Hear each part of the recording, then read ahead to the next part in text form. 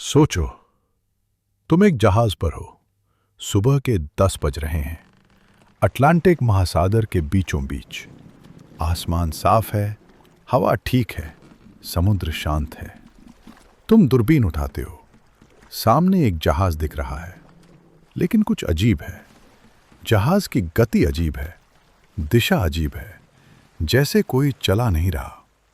तुम उसके करीब जाते हो, आवाज लगाते हो, कोई जवाब नहीं। और करीब जाते हो, डेक पर कोई नहीं। तुम उस जहाज पर चढ़ते हो, नीचे जाते हो। खाना मेज पर रखा है, अभी भी गर्म। चाय का कप आधा भरा हुआ। एक बच्चे के खिलौने फर्श पर बिखरे हुए, कपड़े अलमारी में टंगे हुए, नक्शे मेज पर खुले हुए। एक औरत की सिलाई अधूरी पड़ी हुई। सब कुछ वैसा है जैसे लोग बस अभी अभी यहां से उठकर गए हों, लेकिन पूरे जहाज पर एक भी इंसान नहीं।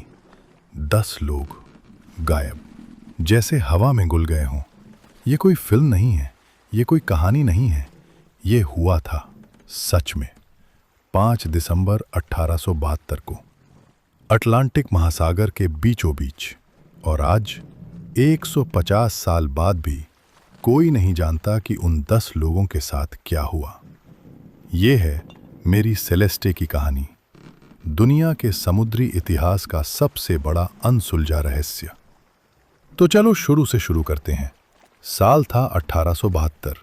अमेरिका का न्यूयॉर्क शहर, नवंबर का महीना। ठंड अपने चरम पर थी। न्यूयॉर्क के हार्बर में एक जहाज खड़ा था। उसका नाम था मेरी सेलेस्टे। ये कोई छोटा मोटा जहाज नहीं था। ये एक ब्रिगेंटाइन यानी 2 मस्तूल वाला अमेरिकन कार्गो जहाज था। 28 मीटर लंबा, करीब 282 टन वजन। उस जमाने का एक मजबूत और भरोसेमंद जहाज। इस जहाज पर सवार थे कैप्टन बेंजामिन स्पूनर ब्रिग्स। उम्र थी 37 साल। अनुभवी, ईमानदार, समुद्र का पुराना खिलाड़ी। ये उनकी पहली यात्रा नहीं थी। वो कई बार अटलांटिक पार कर चुके थे। उनकी रेपुटेशन बेदाग थी। उनके साथ थीं उनकी पत्नी सारा ब्रिग्स और उनकी 2 साल की बेटी सोफिया। कैप्टन ब्रिग्स चाहते तो परिवार को घर पर छोड़ सकते थे, लेकिन उन्होंने सोचा ये एक रूटीन वॉयज है, कोई खतरा नहीं, तो क्यों न परिवार को भी साथ ले चलें। ये उनकी सबसे बड़ी गलती थी, या शायद गलती नहीं थी, शायद ये उनकी किस्मत थी। इनके अलावा जहाज पर थे 7 और क्रू मेंबर्स, सब एक्सपीरियंस्ड, सब भरोसेमंद। जहाज में भरा था cargo, 701 barrel American industrial alcohol, जिसकी कीमत थी उस जमाने में करीब $35,000, आज के हिसाब से करोड़ों रुपए। मंजिल थी इटली का जेनोआ शहर। 7 नवंबर 1872 को मेरी सेलेस्टे ने न्यूयॉर्क हार्बर छोड़ा। कैप्टन ब्रिग्स ने अपने दोस्त को एक चिट्ठी लिखी थी जाने से पहले। उस चिट्ठी में लिखा था, मुझे ये वॉयज बहुत प्रॉमिसिंग लग रही है। जहाज अच्छी कंडीशन में है, क्रू अच्छी है और मौसम ठीक है। भगवान ने चाहा तो हम जल्द ही वापस आएंगे। ये आखिरी चिट्ठी थी जो कैप्टन ब्रिग्स ने कभी लिखी। वो कभी वापस नहीं आए। अब आते हैं उस दिन पर जिसने पूरी दुनिया को हिला दिया। 4 दिसंबर 1872, अटलांटिक महासागर, पुर्तगाल के अजोरेज द्वीप समूह के पास। एक दूसरा जहाज डेई ग्राशिया उसी रास्ते से जा रहा था, इटली की तरफ। उसके कैप्टन थे डेविड मोरहाउस।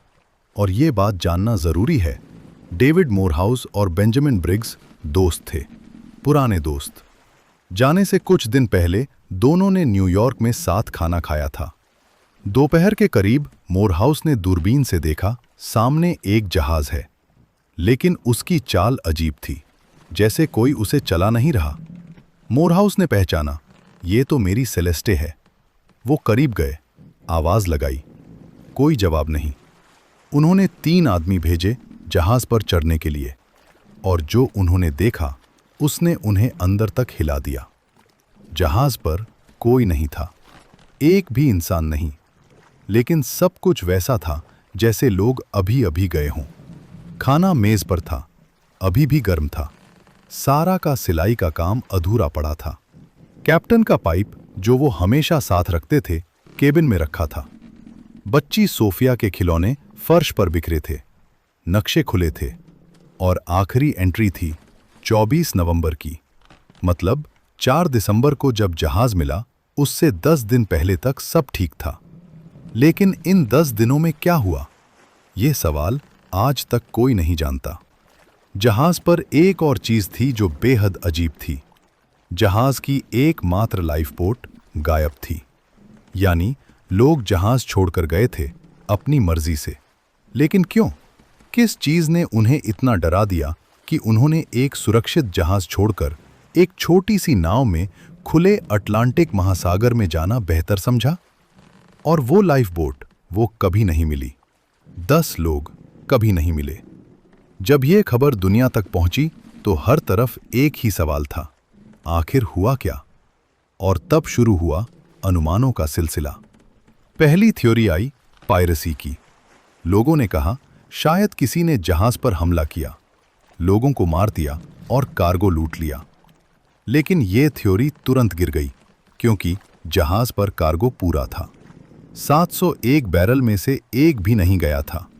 करोड़ों का सामान हाथ नहीं लगा। लेकिन वाटर स्पॉट इतना सिलेक्टिव नहीं होता, वो जहाज को भी तबाह कर देता।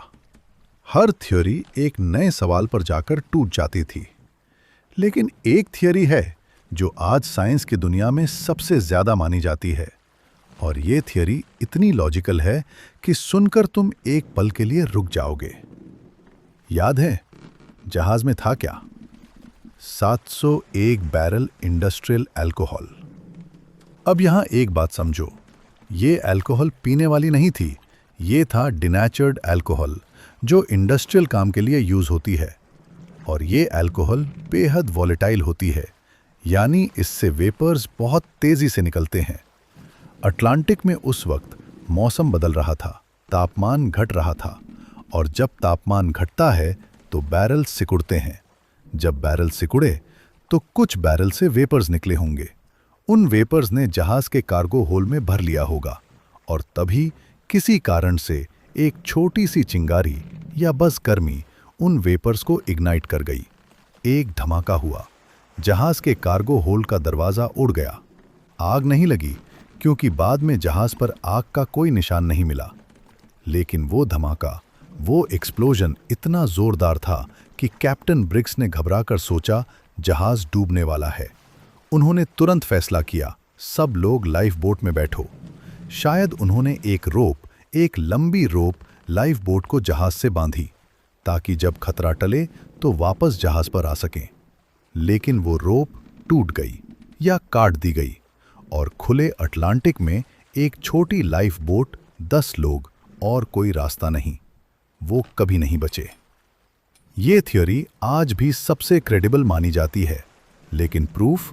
कोई प्रूफ नहीं, क्योंकि वो लाइफ बोट आज तक नहीं मिली। और अब वो हिस्सा जो इस पूरी कहानी को और भी गहरा बनाता है। मेरी सेलेस्टे के बाद इस जहाज की जिंदगी खत्म नहीं हुई। ये जहाज बिका नए मालिकों को, और फिर अजीब चीजें होने लगीं। जो भी इस जहाज का मालिक बना, उसे नुकसान हुआ। एक मालिक दिवालिया हो गया, एक का कारोबार बर्बाद हो गया, एक की मौत हो गई। लोगों ने कहा ये जहाज अभिशप्त है, इस पर एक बद्दुआ है। आखिरकार 1885 में इस जहाज के आखिरी मालिक ने एक काम किया। उसने जानबूझकर इस जहाज को एक चट्टान से टकरा दिया, इंश्योरेंस फ्रॉड के लिए। जहाज डूब गया, लेकिन वो मालिक भी नहीं बचा। उसे बाद में फ्रॉड के लिए पकड़ा गया। जैसे मेरी सेलेस्टे अपने हर दुश्मन से बदला लेती रही। और आखिरी बात जो शायद तुमने कहीं नहीं सुनी, 2001 में एक अंडर वाटर एक्सप्लोरेशन टीम अजोरेस के पास समुद्र की तह में गई। उन्हें एक जहाज का मलबा मिला। डीएनए टेस्टिंग हुई, वुड एनालिसिस हुई, और कंफर्म हुआ ये मेरी सेलेस्टे का मलबा था। वो जहाज जो 133 साल पहले जानबूझकर डुबोया गया था, समुद्र की तह में अभी भी पड़ा था। लेकिन उस जहाज में कोई नहीं था, न कैप्टन ब्रिग्स, न सारा, न छोटी सोफिया, न वो 7 क्रू मेंबर्स। 10 लोग जो नवंबर 1872 में न्यूयॉर्क से निकले थे, आज भी गायब हैं। अटलांटिक महासागर ने उन्हें कहाँ छुपाया है, ये राज शायद कभी नहीं खुलेगा। मेरी सेलेस्टे सिर्फ एक जहाज नहीं है, ये एक सवाल है, एक ऐसा सवाल जो 150 साल से पूछा जा रहा है और हर बार जवाब की जगह एक नया सवाल आ जाता है। कैप्टन ब्रिग्स एक अनुभवी इंसान थे। उन्होंने जिंदगी में कई तूफान देखे थे, कई खतरे देखे थे, लेकिन उस रात उन्होंने अपना जहाज छोड़ दिया। क्यों? किस चीज़ ने उन्हें इतना डरा दिया? हम कभी नहीं जान पाएंगे। और शायद यही इस कहानी की सबसे डरावनी बात है कि इंसान चाहे जितना समझदार हो, चाहे जितना अनुभवी हो, समुद्र के सामने बस एक छोटा सा कण है। समुद्र के अपने राज हैं, अपने नियम हैं, और वो राज वो अपने अंदर रखता है, हमेशा के लिए। अटलांटिक के उस हिस्से में आज भी जब रात होती है और लहरें उठती हैं, तो शायद कहीं एक छोटी लाइफ बोट की आवाज़ आती है। 10 लोगों की सांसें, एक बच्ची की रोने की आवाज़, और फिर सब कुछ चुप। सिर्फ समुद्र, सिर्फ अंधेरा, सिर्फ रहस्य। दोस्तों, अगर यह कहानी तुम्हें अंदर तक छू गई तो अभी लाइक करो, चैनल को सब्सक्राइब करो और बेल आइकन दबाओ, क्योंकि अगले वीडियो में हम लेकर आएंगे एक ऐसी आवाज़ की कहानी जो 1997 में समुद्र की गहराइयों से रिकॉर्ड हुई। इतनी तेज कि पूरे अटलांटिक में सुनाई दी, इतनी अजीब कि नासा के साइंटिस्ट्स आज तक एक्सप्लेन नहीं कर पाए।